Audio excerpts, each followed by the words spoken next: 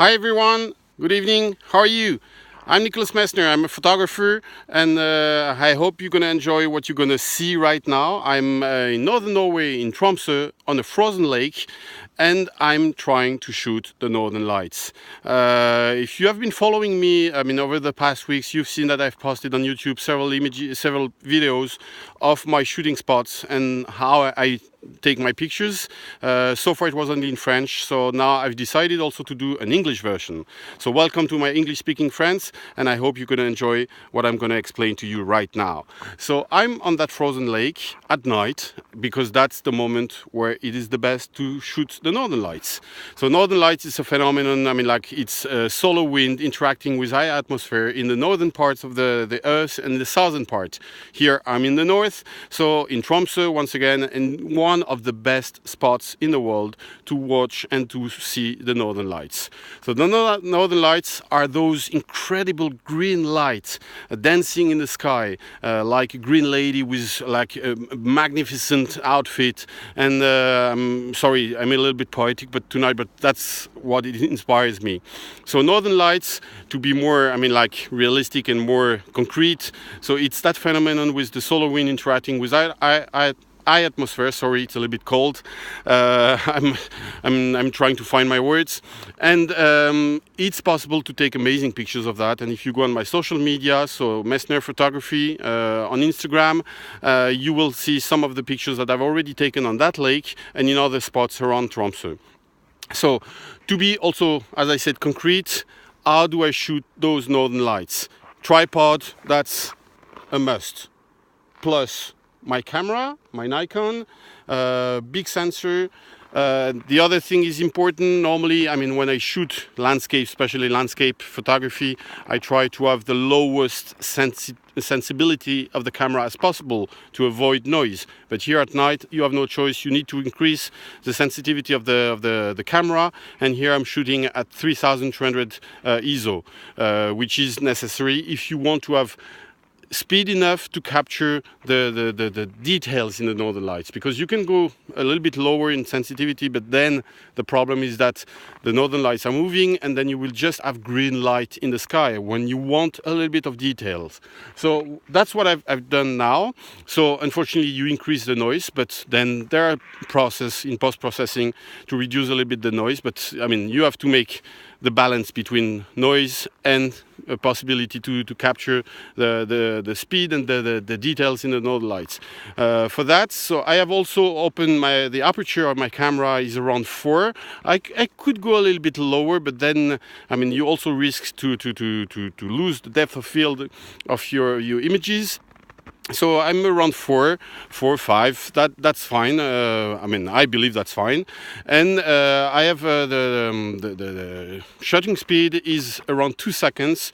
But I also do bracketing, so I do several exposure, lower exposure and higher exposure, to be sure that I have the correct one. And that's how I do. It looks simple. I did a lot of tries before I succeeded in taking a good picture of the northern lights.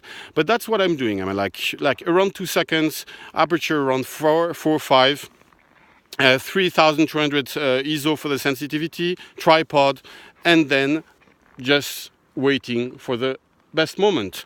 I'm going to try to show you a little bit what I just captured. I'm going to try to initiate.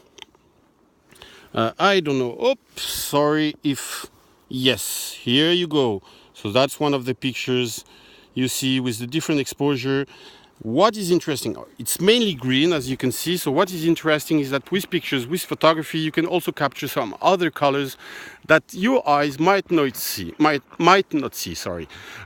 So basically, as I said, it's mainly green, but you have also some pink colors, some purple colors, sometimes some red colors, and the camera can capture those colors, but you have to reveal them after in post-processing. I'm not inventing colors, I'm not creating colors that doesn't exist in the sky and in those northern lights, but the fact is that sometimes your eyes are not good enough to see those colors, and we can change a little bit that and increase a little bit that by increasing the contrast, increasing the color differentiation and so on. You can add those images. I mean, I don't like the AdWords, but I mean, you can put those images and reveal those images in the pictures. Once again, I mean, it's cold, you can see. It's night, so be well equipped. Another important thing, you must have several batteries in your pocket in a warm place, because I mean the battery are less effective when it's cold like that. If possible, choose a night without the moon, which is not the case tonight. It's not full moon, but it's still there. But the northern lights were so incredible a few minutes ago that even with a moon, it could have been even the full moon, I'm sure the northern lights would have been visible.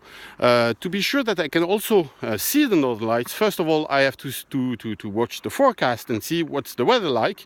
And tonight I knew that the weather was nice, no clouds, because if you have clouds, you forget about the northern lights. So no clouds. Then I have several apps on my phone, my smartphone, which is really smart in that case. So I have several apps that gives me the forecast for the auroras, for the northern lights. So that's really important, because you can determine where to go, how to go, what kind of equipment and so on you need. So tonight, I mean, I traveled quite, I mean, light. I just took my tripod and my camera, and I'm not that far from where I live actually, which is a really nice spot. And that's what I'm doing. So I'm not going to be longer for tonight. I hope you enjoyed that first discovery of that night. You see, like the deep night of Norway. I'm going to, invite you to follow me on YouTube and to discover more videos in the upcoming days and weeks. I'm going to show you the different spots also during the day, of course, where I like to take pictures in Norway. And I'm also let you discover the other photography that all the kind of photography that I'm taking around the world. I'm traveling a lot. I'm just coming back from Morocco, and I'm soon going to be back in France, my home country, and I'm also going to go soon in Iran, so another country that I don't know for the moment, and I'm really looking forward to it. I hope you enjoyed. Once again, I'm going to wish you a good night, and don't hesitate to comment that video, and don't hesitate to follow me, and I'm going to be happy to welcome you back here. Bye bye.